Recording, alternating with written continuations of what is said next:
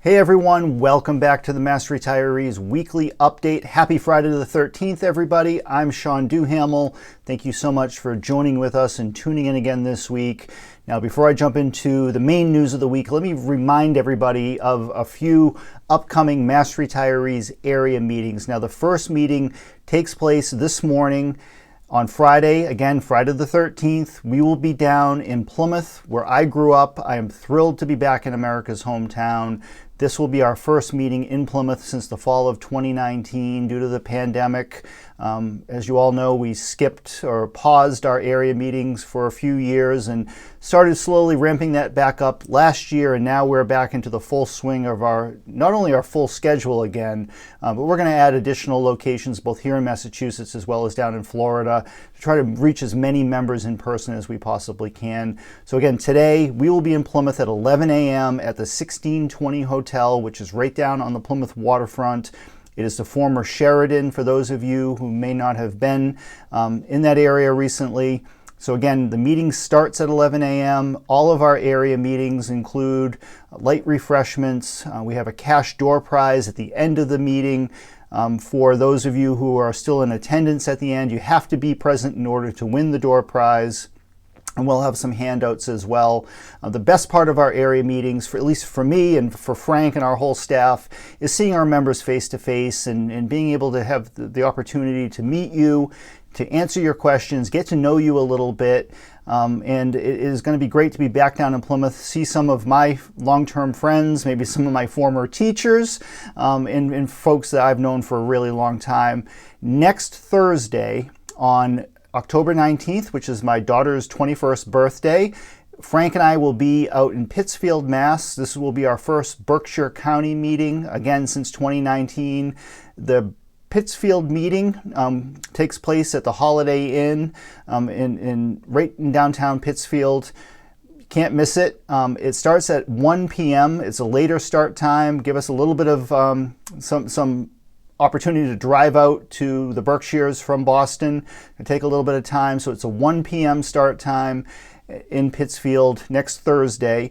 Then the following day, on Friday, October 20th, we will be back in West Springfield on the grounds of the Big E at the Starrowtown Tavern.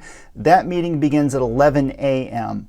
So typically all of our area meetings kick off at 11 a.m. with the only exception being our Berkshire County meeting in Pittsfield, which will start at 1 p.m. So those are the three area meetings that are taking place between today and next Friday.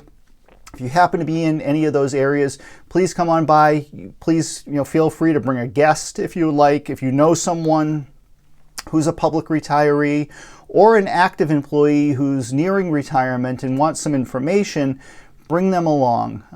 The more the merrier. We're always trying to build up our membership. We do have an associate membership for active employees who are eligible to retire. That gives you a subscription to our bi-monthly newsletter, as well as these videos and our weekly updates to help you better plan and prepare for your eventual retirement. So with that, let me jump into some very exciting news this week. And as you can see, I'm recording this from my home office. It is Thursday evening. I just got back from the Mass AFL-CIO's annual conference that took place here in Boston or over in Everett at Encore.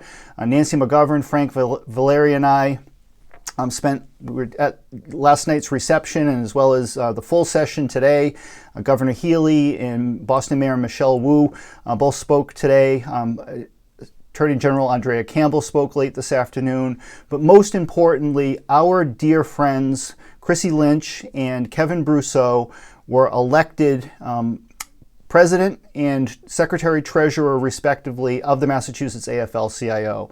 Now, both Chrissy and Kevin, as I said, are good friends of our association. Nancy and I, in particular, have worked very closely with both Chrissy and Kevin for a number of years. In particular, with Chrissy, our relationship goes back, 10 plus years ago, probably closer to 15 years ago, as she's worked her way up through the ranks, working both with the mass building trades as well as the staff of the AFL-CIO. Most recently, she has served as the Secretary-Treasurer and the the chief of staff to the AFL-CIO and the outgoing president, Steve Tolman, who I cannot thank enough for his leadership and the willingness to work with master retirees and treat us like part of the labor family. Even though we are not a union, we are a nonprofit association, so we are not officially part of the AFL-CIO. We're not a union, as I just said. But we have a very long-standing tradition going all the way back to the founding of our association in 1968 of working very closely with the public sector labor unions here in Massachusetts, as well as directly with the AFL-CIO, and in particular, anytime legislation or public policy issues regarding health insurance or health care policy, retirement, COLAs, anything related to retirement in general, the AFL has always reached out to us, invited us in as part of the family, and we have worked hand in hand with them, which I believe better serves all of our members as well as the members of the collective unions here in Massachusetts. And I am delighted and thrilled to be working with Chrissy Lynch going forward in her presidency. I'm very excited to see what she brings to this role. And we have a lot of important issues coming up, whether it's health care, public pension funding, the COLA in particular, that we're going to need to work together on. And I can't think of two better people to be leading the labor movement forward in Massachusetts than Kevin and Chrissy in their two roles. So congratulations, guys. It was great to see you over the past couple of days. And all of us here at Master Retirees are very much looking forward to working with you the weeks and months and years going forward to better serve all of our collective membership. Now, in terms of retirement policy, in particular the COLA, I have some really exciting news to share. As all of you know, a cornerstone of the work that we do here at Mass Retirees has always focused on the cost of living adjustment, the COLA, and bettering that benefit for retirees all across the Commonwealth. And it is a struggle because the COLA is expensive. It is not a uniform policy across the state. You know, cities and towns across the 102 local retirement systems establish their own COLA base, which now range all the way from $12,000 up to the new COLA base that was just approved by town meeting in Montague earlier this week. Town meeting in Montague unanimously approved a $30,000 COLA base for municipal retirees from the town of Montague. Montague is out in western Massachusetts off of Route 2. It's also known as Turner Falls. Some of you may know it by that name. Now, why this is so exciting and interesting, beyond the fact that it's a $30,000 base and they just blew the lid right off of COLA policy here in Massachusetts, but this is the second time the town of Montague has led the way when it comes to the COLA base. Back in 2012, shortly after our association was successful in passing legislation allowing the 102 local retirement systems to establish their own base, Montague stepped up and went from what had been at that time a $12,000 base, and they jumped their local base all the way up to $18,000 in one fell swoop. And they shocked everybody back in 2012 when the retirement board and local officials were able to get this through town meeting.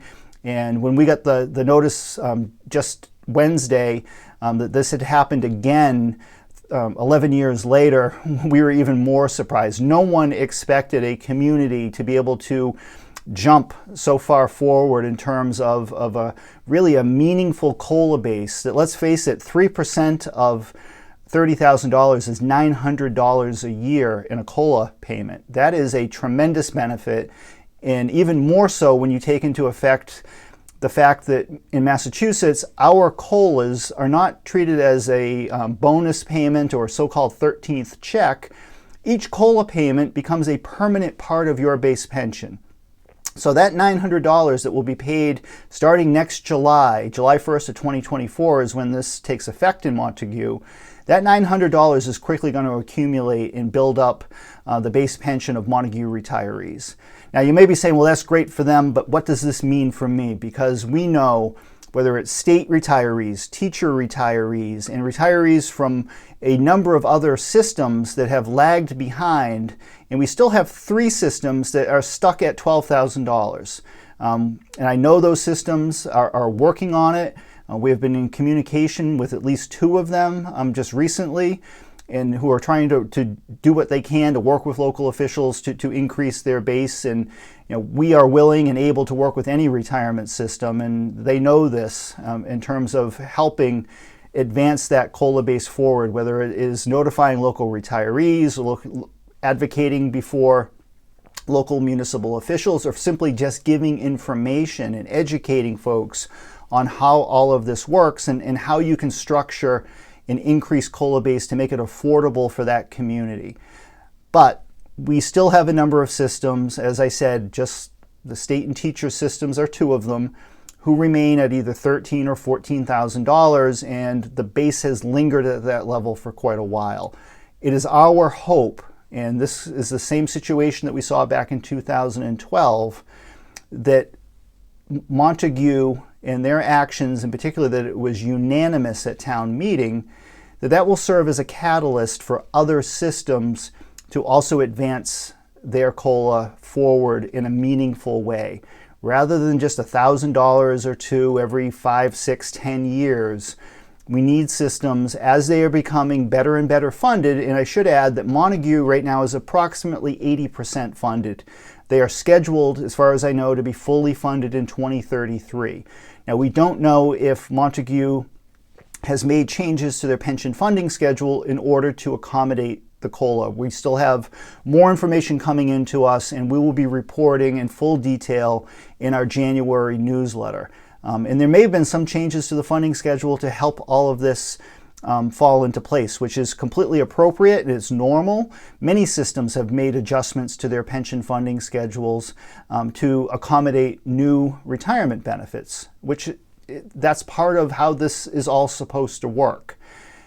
And as I started to say before, we are very hopeful that the actions in Montague serve as a catalyst for other systems. Now, obviously, there are differences between what Montague is able to do as a smaller retirement system with a smaller number of retirees who are impacted. The costs of a $30,000 base are going to be a lot less expensive, more affordable than what the state and the teachers systems are looking at with a combined well over 100,000 retirees. Again, as we've reported repeatedly, our proposal last year to go to a $16,000 base would have added $150 million to the state budget appropriation per year and added $1.5 billion to the state and teacher unfunded pension liability. That was the reason why the legislature last year chose not to move forward with our proposal. Now, you're going to read in our November newsletter, which most of you should begin to receive by late next week. Our cover story in the newsletter specifically talks about steps that we are engaged in when it comes to the state and teacher COLA base. $13,000 after 26 years since pension reform passed in 1997 is far too low, particularly when you take into account inflation over the past 3 years. And just yesterday, or today as I'm recording this on Thursday, the federal government announced that the COLA for 2024 applied to Social Security will be 3.2%. So it's just a 0.2% higher than the 3% that is traditionally paid in here in Massachusetts. The good news is that inflation continues to level off. I know that some products that all of us are buying, like food or gasoline, continues to be very expensive. Rent here in Eastern Massachusetts in particular continues to be sky high, but across the board we are seeing inflation level off, which is good news for everybody. However, the prices that increased very rapidly over the past few years, most of those prices have not come down. Everybody understands that. So the COLA base has to be improved in order for our public retirees who rely disproportionately on your public pension. Many of you, even if you're eligible for Social Security, we all know it has been reduced by the drastically unfair weapon GPO, and in some cases when it comes to the government pension offset, the spousal Social Security benefit's been wiped out altogether. And that makes our members that much more reliant on your public pension. So we need adequate COLA benefits going forward to help our retirees just make ends meet. I believe that our state policymakers and local officials understand this. The challenge we always have, however, is how to pay for these benefits. As I explained just a moment ago, there's no getting around the fact that these are expensive benefits. Therefore, we need to find a way to readjust and advance the pension funding schedules to allow for the growth of the COLA base in an affordable manner. So what we have proposed to Governor Healy and to the legislative leadership is to create a special commission on the COLA, particularly focused on the state and teacher COLA.